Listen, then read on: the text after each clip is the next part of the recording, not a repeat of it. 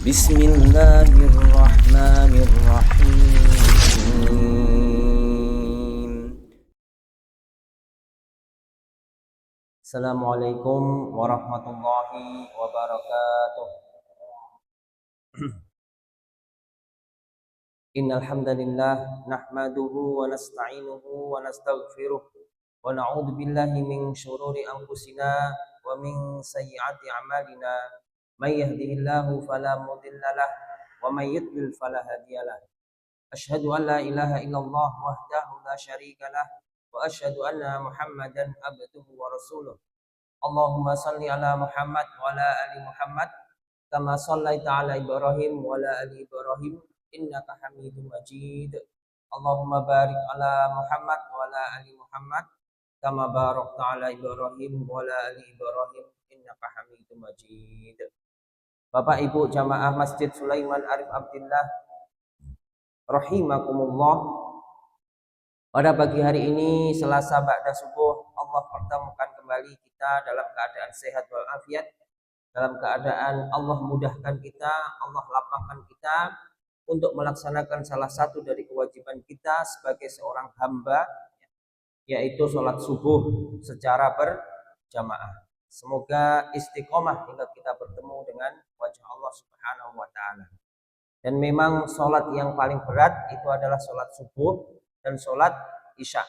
Biasa maghrib ramai, biasa zuhur, asyar ramai. Tapi untuk maghrib, untuk isya ya dan subuh ini memang berat. Subuh terkhusus ini pagi-pagi ya, enak-enaknya tidur.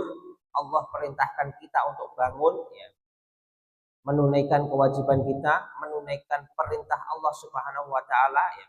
Belum lagi diawali dengan wudu, apalagi kalau cuaca pas dingin ya, wudu aras-arasan banyune adem ya. Kemudian lek turune kewengen, nah ini berat. Jadi merupakan sholat dengan waktu yang berat, yaitu subuh dan isya. Isya nggih ngoten pas ngantuk-ngantuke kok diperintahkan untuk sholat. Tapi alhamdulillah insyaallah Allah Subhanahu wa Ta'ala beri kita kemudahan, beri kita kekuatan ya untuk senantiasa mengabdi, untuk senantiasa menjalankan perintah Allah Subhanahu wa Ta'ala hingga kita bertemu dengan wajah Allah Subhanahu wa Ta'ala. Jamaah rahimakumullah, melanjutkan pembelajaran bersama kita berkenaan dengan kitab Sahih Bukhari Muslim ya. Masih dalam bab apa nih? Haid nggih. Nah, supe malih nggih. Oh nggih, masih dalam bab haid. Bismillahirrahmanirrahim.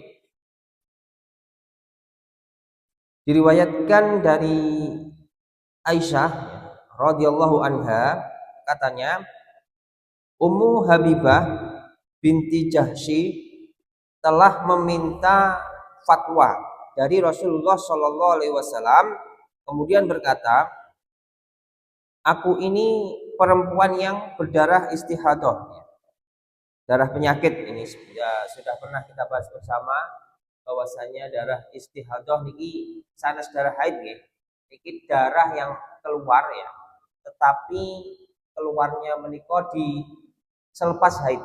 Kalau haid itu maksimal itu 15 hari. Jadi setelah 15 hari kok masih keluar darah, itu terhitung darah istihadah atau darah penyakit, bukan darah haid. Kami lanjutkan.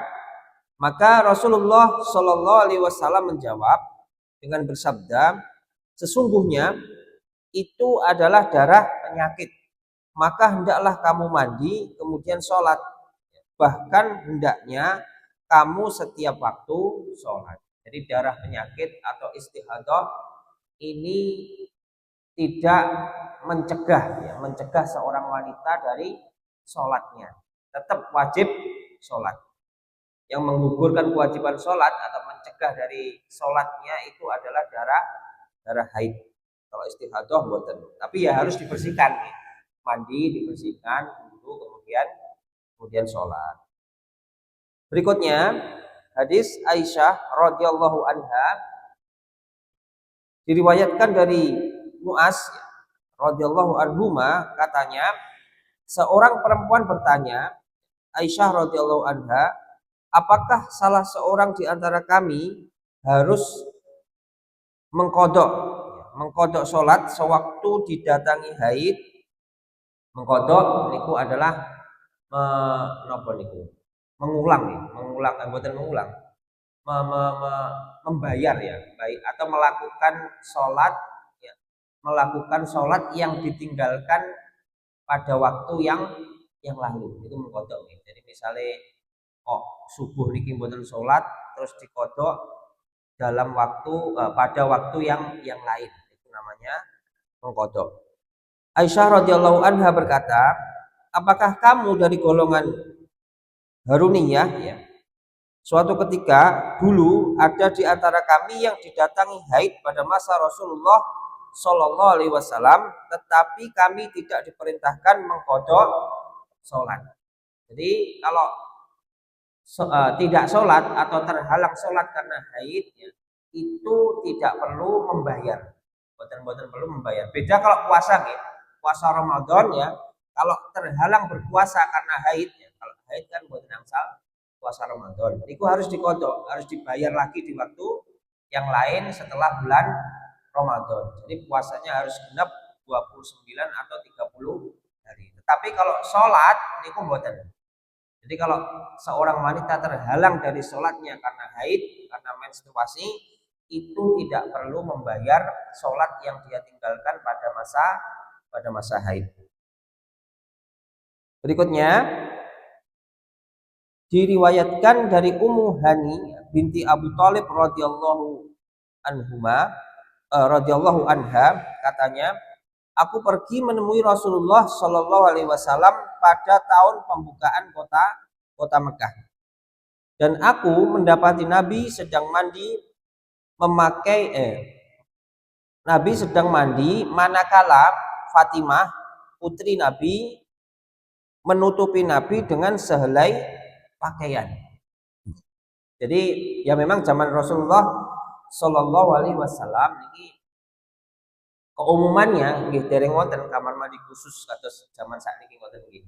Jadi Rasulullah mandi ya dengan air seember lah gitu. Itu cuma ditutupi oleh kain. Dalam hadis ini yang menutupi adalah putri beliau yaitu Fatimah radhiyallahu anha. Mungkin kainnya dibentangkan ngoten digoceki ya. Di balik kain itu Rasulullah Shallallahu Alaihi Wasallam mandi. Ini juga berarti bahwasannya meskipun itu anak kita, entah itu putri kita atau anak laki-laki kita, itu tetap kalau kita dalam keadaan telanjang ya, kalau mandi kan telanjang, itu meskipun mahram ya, tetap tidak boleh menampakkan auratnya, meskipun itu anak kita harus tetap ditutup. Kalau dahulu kan biasa nggih, terus mungkin nggih Pak Men atas nggih. Misale nek riyen kula tasih alit ngoten nggih. Adus kali bareng-bareng ngoten. Adus kali bareng-bareng yo udo kabeh sik cilik-cilik.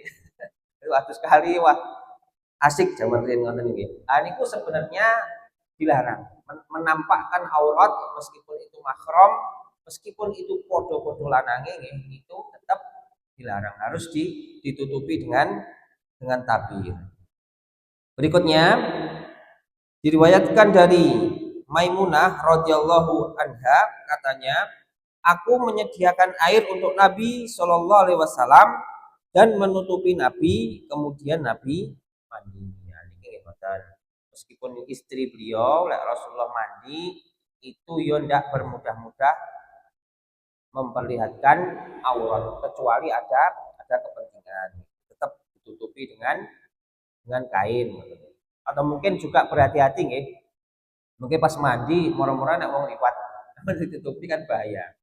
Jadi harus tetap berhati-hati karena aurat ini harus benar-benar dijaga.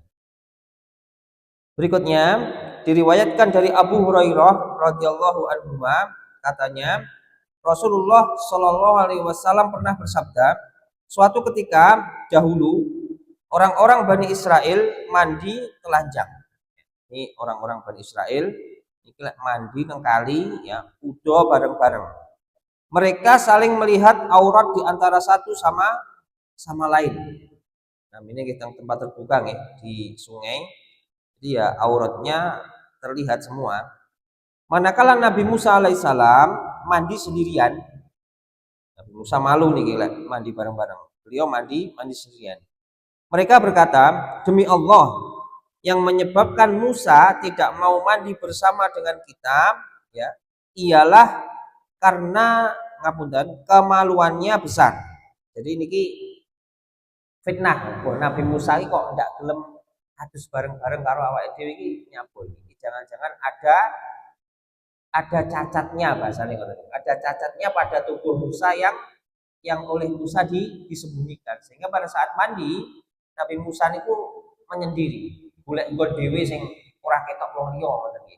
Sementara Bani Israel yang lain niku lek mandi bareng-bareng, tapi Musa itu menyendiri. Kami lanjutkan. Kemudian pada suatu ketika Nabi Musa mandi, Nabi Musa alaihissalam ya meletakkan pakaiannya di atas sebuah batu, di samping nang batu.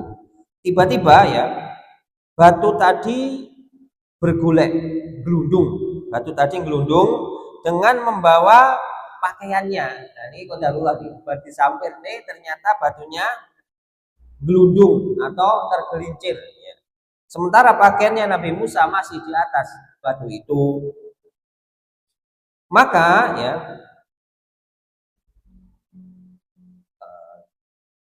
Musa ini berlari, kemudian berlari mengejarnya sambil berteriak, "Hei batu, tinggalkan pakaianku." Nabi Musa wis kadung tucul kelambi disampirne nang watu ning glundung. Diuber kalih Nabi Musa lali lek masih dalam keadaan telanjang sambil nesu nih. "Hei batu, ya tinggalkan pakaianku." Kira-kira batune nyauri napa iki? Kami lanjutkan. "Hei batu, tinggalkan pakaianku." Sehingga orang-orang Bani Israel dapat melihat aurat Nabi Musa. Dan ini qadarullah nggih. Batu niku menggelinding melewati kumpulan Bani Israel yang juga sedang mandi di situ, sehingga aurat Nabi Musa yang tadinya oleh Nabi Musa disembunyikan ya, bahkan mandinya pun sembunyi sendiri, ini akhirnya terlihat ya. Ini salah satu cara Allah Subhanahu wa taala ya menampakkan kepada Bani Israel bahwasanya apa yang dituduhkan oleh Bani Israel kepada Nabi Musa itu tidak benar. Kemudian mereka berkata, demi Allah, ternyata Musa tidak memiliki suatu cacat pun pada tubuhnya. Ternyata tubuhnya Nabi Musa ini nggih sempurna sami, tidak ada cacatnya. Ini hanya bagaimana cara Allah Subhanahu wa taala menunjukkan kepada Bani Israel yang telah menebarkan fitnah berkenaan dengan tubuh Nabi Musa alaihissalam. Jadi Musa ini mandi sendiri itu karena malu, karena beliau malu, aurat kok dituduh-tuduh nih, meskipun itu podo larangi atau podo wedok, tetap tidak boleh sembarangan memperlihatkan aurat. Setelah itu batu tersebut berhenti. Lalu Musa mengambil pakaiannya, kemudian memukul batu tadi. Batunya dipukul. Abu Hurairah ya berkata, demi Allah, terdapat pada batu tadi seperti pukulan Nabi Musa, 7 atau 60 kali pukulan. Jemaah rahimakumullah, jadi ini salah satu mukjizat Nabi Musa, bahwasanya tangan kirinya ini mengeluarkan cahaya ya. Kedua tangannya ini Allah beri kekuatan. Yang mana suatu ketika Nabi Musa ini pernah memukul orang, dipukul tok mati. Artinya tidak perlu dengan alat, saking bahteri pukulannya. Sehingga pada saat Musa ini memukul batu yang membawa pakaiannya tadi ya, itu Abu Hurairah radhiyallahu anhu berkata bahwasanya batu itu ada bekasnya. Dipukul Nabi Musa itu membekas. Lek kula jenengan kan nggih mboten bekas, batu itu begitu kerasnya ya. Tapi lek sing memukul itu Nabi Musa ya, Rasul Allah beri mukjizat kekuatannya, itu ada bekas pukulan di dalam batu tersebut. Berikutnya, Diriwayatkan dari Jabir bin Abdullah radhiyallahu anhu, katanya ketika Ka'bah dibangun, Ka'bah, Nabi Shallallahu Alaihi Wasallam bersama Abbas, Abbas niku pamannya Nabi, pergi untuk mengangkat batu. Maka Abbas berkata kepada Nabi Shallallahu Alaihi Wasallam, angkatkan angkatkan kainmu ke bahumu untuk alas batu. Jadi kain napa niku sing diserempangne teng tubuh Rasulullah ini ditumpuk di bahunya ya. Maksudnya biar enggak napa niku biar enggak lecet atau biar enggak sakit bahunya kalau membawa batu. Maka Nabi melakukannya, lalu Nabi jatuh tersungkur. Mungkin saking ngabote watu nih, ditindih nih ngoten langsung tiba. Rasulullah Shallallahu Alaihi Wasallam jatuh tersungkur. Selanjutnya Nabi mendongak ke langit, kemudian berdiri sambil berkata, kainku, kainku. Kemudian Nabi memakai kain tersebut. Jadi pada waktu Rasulullah jatuh itu tersingkap, maka Rasulullah Shallallahu Alaihi Wasallam malu, maka beliau langsung secara spontan mencari kain penutup itu, kainku, kainku. Ini jadi seperti yang pernah kita pelajari bersama pada kesempatan yang lalu, bahwasanya malu itu ya termasuk salah satu bagian dari iman. Jadi kita punya rasa malu, niku bagus, niku baik. Karena dengan rasa malu itu ya kita rasa malu itu menghalangi kita dari perbuatan yang keji dan mungkar. Kalau seseorang tuh nggak punya malu ya, naudzubillah misalnya berzina ya di tempat umum atau mungkin mencuri tidak malu, naudzubillah mabuk-mabukan tidak malu. Nah, ini kan gimana? Terjerumus bahasa yang ini. Tapi dengan rasa malu yang ada pada diri kita, ini membentengi kita. Rasa malu itu membentengi kita agar kita tidak terjerumus ke perbuatan-perbuatan yang tidak baik. Berikutnya diriwayatkan dari Abu Sa'id Al-Khudri radhiyallahu anhu, katanya Rasulullah Shallallahu Alaihi Wasallam pernah melalui sebuah rumah seorang sahabat dari Ansor. Kemudian Nabi menyuruh seseorang untuk memanggilnya. Lalu sahabat tadi keluar dalam keadaan kepalanya masih basah. Nabi bersabda, barangkali kami yang membuatmu tergesa-gesa. Sahabat itu menjawab, benar wahai Rasulullah. Niki mboten tedeng aling-aling ya. Meskipun Rasulullah sahabat niki mboten sungkan-sungkanan. Bener ya Rasulullah. Lek wong Jawa kan sungkan gitu. Mboten napa-napa. Padahal yo. Sahabat ini mboten nih. Benar ya Rasulullah. Nabi bersabda, apabila engkau tergesa-gesa ya, atau kamu tidak mengeluarkan mani ya, sewaktu menggauli istri, maka kamu tidak perlu mandi. Kamu hanya perlu berwudu. Intinya, Bapak Ibu rahimakumullah, apabila seorang lelaki ini menggauli istrinya, ya, kemudian tidak sampai mencapai klimaks, ya, tidak sampai keluar air maninya. Jadi belum sampai keluar air mani, maka untuk mensucikannya itu tidak perlu mandi, Jadi mandi itu kalau air maninya sudah keluar. Kalau belum keluar tidak perlu mandi. Cukup napa niku dicuci kemaluannya ya, seperti yang kita pelajari bersama pada kesempatan yang lalu ya. Kemudian berwudu seperti wudunya orang yang mau sholat. Jadi maksudnya Rasulullah dalam hadis ini yaitu nggak perlu tergesa-gesa. Kamu nggak perlu tergesa-gesa karena cukup kamu bersihkan kemaluanmu, kemudian wudu seperti wudunya orang sholat itu sudah suci. Berikutnya, ini masih melanjutkan, kami lanjutkan. Apabila engkau tergesa-gesa atau kamu tidak mengeluarkan mani sewaktu menggauli istri, maka kamu tidak perlu mandi, kamu hanya perlu berwudu, membersihkan kemaluan, kemudian berwudu. Berikutnya diriwayatkan dari Ubay bin Ka'ab radhiyallahu anhu, katanya, aku bertanya kepada Rasulullah Shallallahu Alaihi Wasallam tentang seorang lelaki yang menggauli istrinya, tetapi tidak sampai mengeluarkan mani. Jadi menggauli istrinya tidak sampai mengeluarkan mani. Ya tapi pripun iki? Wong menggauli kok ndak keluar mani.